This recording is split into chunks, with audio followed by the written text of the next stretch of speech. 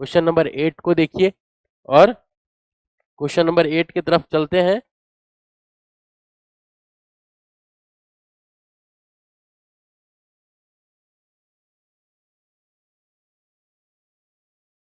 हाँ, question number 8 को देखते हैं। तो क्वेश्चन नंबर 8 है, in an experiment to determine the inertial mass of an object using Newton second law the, अच्छा यहां आप फिगर को देखिए। यहाँ पे आप जो देख रहे हैं इसमें आपको दिखेगा कि ये जो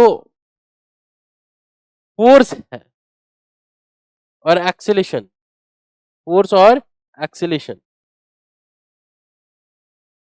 दोनों में 0 पॉइंट, जैसे यहाँ पे बात करें तो 1 2 3 4 5, 1 2 3 4 5, ये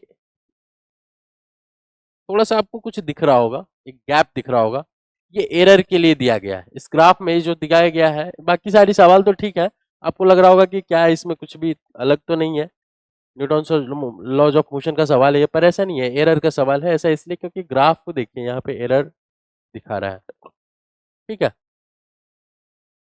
तो यहां से लेकर के यहां तक 1 न्यूटन है, पर यहाँ पे ये 0.1 न्यूटन, यानी फोर्स जो है उसमें जो एरर है वो 0.1 का है, एक्सेलेरेशन में भी 0.1 का है। अब हमसे पूछा गया फोर्स इक्वल टू क्या होता है, मास इनटू एक्सेलेरेशन। तो मास में the mass of the object with in error limit is, तो m इक्वल टू कितना हो जाएगा, f बाई ए। और हम इसको क्या लिख सकते हैं, अगर हमें ऐसे लिखना हुआ तो delta m by M equal to delta f by F plus delta a by A. अब डेल्टा m बाई एम हमें लिखना है, डेल्टा m बाई एम हमें लिखना है, और डेल्टा f कितना हो जाएगा, delta f 0.1 divided by f कितना है, f फोर्स कितना हो जाएगा।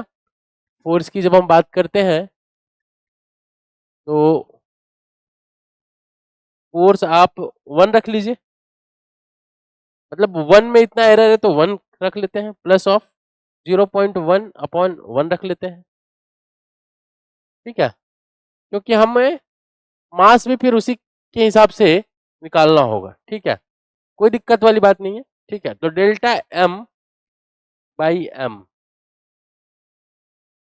इक्वल टू कितना हो जाएगा, ये 0.2, ठीक है, 0.2। तो अगर हमसे मास पूछा जाए कि मास कितना हो जाएगा, तो 1 प्लस 0 प्लस माइनस 0.1 kg। तो option C is the correct answer of this, sorry 0.2, 0.2, option D is the correct answer of this question.